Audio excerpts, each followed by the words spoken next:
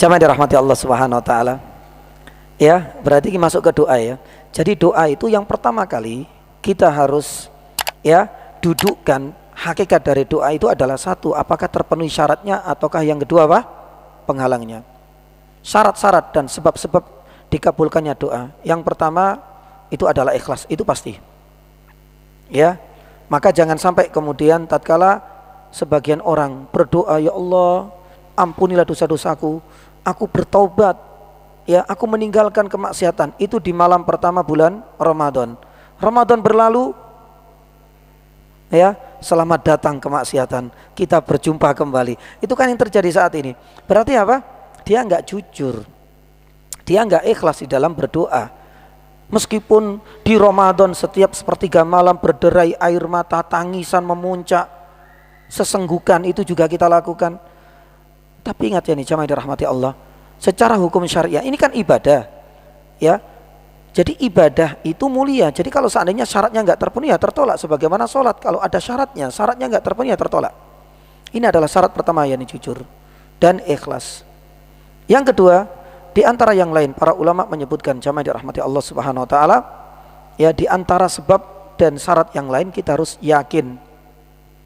Makanya Nabi SAW mengatakan udullah is'alullah wa antum muqinun. Mintalah kepada Allah sembari antum itu merasa yakin. Yakin Allah mampu mengajabai, yakin begitu hinanya kita, yakin Allah akan mengabulkan keinginan kita. Mengabulkan itu dengan 3 cara. Makanya ini penting sekali. Jangan kemudian mengabulkan itu selalu hanya pada apa yang kita pinta A harus muncul A. Tidak seperti itu. Pengabulan ada 3 cara Allah Subhanahu wa taala mengabulkan permintaan ini. Harus yakin. Tapi kalau seandainya ya Allah, ya, berilah aku istri yang cantik kalau engkau berkenan. Lah nek kayak ngene iki ya enggak yakin. Makanya enggak boleh kemudian menggunakan istisna di dalam doa. Istisna itu adalah in syi'tum, insya'a. Ya Allah, kalau seandainya engkau berkenan memasukkan yani saya ke jannah, ya alhamdulillah. Kalau ke neraka ya enggak apa-apa. Lah ya seperti ini kan berarti kan ya ini enggak yakin dengan doanya. Yakin. Ya, ini syarat loh. Yang berikutnya, ya, mungkin 3 saja ya. Taib, jamaah dirahmati Allah Subhanahu wa taala, ini syarat. Syarat yang tidak kalah pentingnya itu adalah apa? Ya, kita harus dalam posisi sedang mengkonsumsi, memakai, minum, memiliki harta yang halal. Ya, makanya dalam hadis di sini ada kajian Arba'in Nawawiyah ya. Atau mungkin santri-santri atau barangkali jamaah. Hadis yang ke-10 ya dari Arba'in Nawawiyah, itu kan kisah dari Abdullah bin Mas'ud ketika menceritakan ulang. Rasulullah SAW bercerita ada orang ya yang awut-awutan perjalanan safar panjang. Ya, padahal orang yang safar kata Rasulullah tadi apa? Doanya ya, itu memang sebabnya. Dari semua faktor-faktor sebab-sebab diijabainya semuanya terpenuhi. Tapi ternyata apa? Satu yang menjadi penghalang. Apa itu ya nih jamaah? Ya. Wa mat'amuhu haram wa masyrabuhu haram wa ghudhiya bil haram. Fa anna yustajabu dzalik. Ternyata doa ini enggak diterima oleh Allah Subhanahu wa taala. Ya, karena dia mengkonsumsi, dia juga pakai pakaian, dia juga minum. Para ulama mengatakan tidak hanya 3 hal ini, entah itu barang, kendaraan, properti, semuanya dari profesi yang diharamkan, maka jangan harap doa kita itu diterima oleh Allah, karena ini syarat ini jemaah.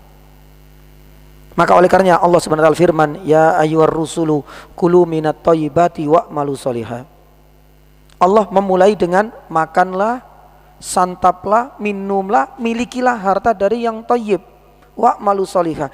Karena kehalalan harta yang kita miliki berimbas pada apa? Amalan soleh kita diterima. Dan salah satu amalan soleh kita diterima itu adalah doa. Ya, ini adalah 3 yakni syarat. Mungkin 3 saja. Adapun yang penghalangnya kita harus tahu. Maka berarti yang tadi, ya, penghalangnya itu ketika kita enggak ikhlas. Yang kedua kebalikannya, berarti kita enggak yakin. Yang ketiga berarti penghalang doa kita itu tidak terima karena kita masih mengkonsumsi, makan, memiliki harta apa? Yani haram.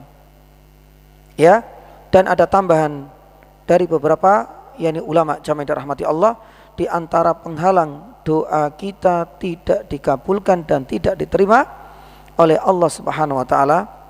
Yani apa itu yani jemaah? Apa kira-kira? Ya, di saat tadi sudah kita sampaikan, kita meminta, memohon kepada Allah, tapi permintaan doa kita mengandung unsur apa tadi? Dosa atau ingin memutus tali silaturahim. Itu langsung otomatis di cancel oleh Allah karena itu penghalang. Ya, makanya ini adalah sebagian ya ini saja syarat dan sebagian dari penghalang-penghalang itu harus kita fahami dulu. Ya. Lah, kemudian stimulus pelicinnya. Ini maksudnya doa sapu jagat apa gimana, Pak? Maksudnya apa itu kira-kira? Yang ketiga ini. Taib. Jamaah dirahmati Allah, mungkin barangkali setelah kita faham syarat, kita juga faham penghalang, ada beberapa adab mungkin barangkali itu. Ya, agar memudahkan yani kita untuk yani bisa segera diijabai doa-doa kita. Di antara adab yani di saat kita itu pengen berdoa, yang pertama adab loh ya ini, bukan syarat. Kalau bisa dalam kondisi suci kalau bisa. Yang kedua jamaah dirahmati Allah, dulu kita sampaikan kalau bisa kita itu menggunakan Asmaul Husna. Makanya kalau kita lihat di dalam Al-Quran di antara Asmaul Husna, Rabbana, Allahumma, ini adalah di antara yang bentuk adab. Kita menggunakan Asmaul Husna. Makanya Nabi SAW saja seringkali menggunakan Rabbi. Lah itu nanti kita akan bahas Rabb. Nabi Ibrahim, Rabbi ja'alni muqimas salat wa min dzurriyyati. Nabi Adam ketika dikeluarkan dari jannah, Rabbana dzalamna anfusana.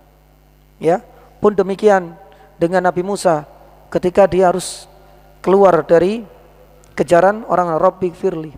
Rabbi ini dzalamtu nafsi faghfirli. Pun demikian dengan Nabi Nuh dalam surat Nuh, Rabbi firli wali walidayya. Pun demikian dengan nabi-nabi yang lain, subhanallah, selalu memulai dengan Rabb. Ini bukan sekedar Rabb biasa, tapi Rabb itu adalah bagian dari bentuk adab. Layaknya kita lah, tatkala kita itu menghadap orang, maaf ya, orang yang memiliki jabatan tinggi, itu kan ya yang kami hormati. Ya enggak langsung kemudian disebut yani nama, tidak. Itu bagian dari bentuk adab.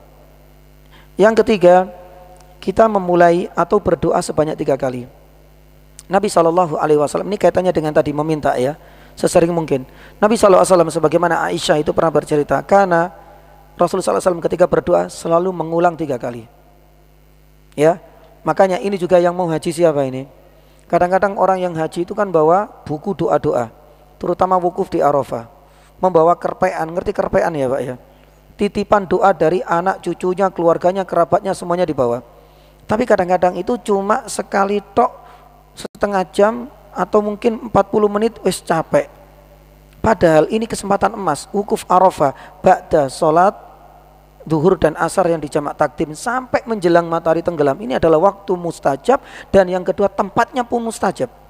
Makanya Rasulullah sekali haji dan yang terakhir haji wada, itu satu-satunya manusia yang paling kuat, lisannya itu tak pernah berhenti untuk meminta. Maka jangan bosan nantinya bagi yang berangkat yani hari ini. Saat ini sudah tak baca semua ini doa-doa Hisnul Muslim sampai doa masuk WC sampai kebaca semua ini.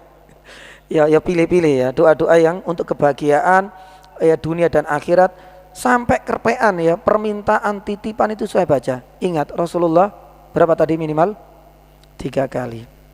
Berarti nggak ada salahnya. Bahkan semakin yani banyak tadi kita meminta, akan semakin menambah dan menarik kecintaan dari Allah Subhanahu wa ta'ala. Dan di antara adab yang lain itu adalah carilah waktu mustajab dan tempat-tempat mustajab.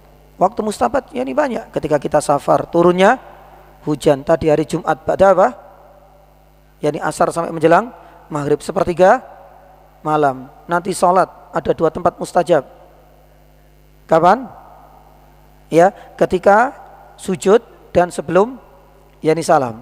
Tapi untuk sholat harus tetap mengikuti apa? Imam. Kecuali kalau kita sholat sendiri atau kita yang menjadi imam, bebas.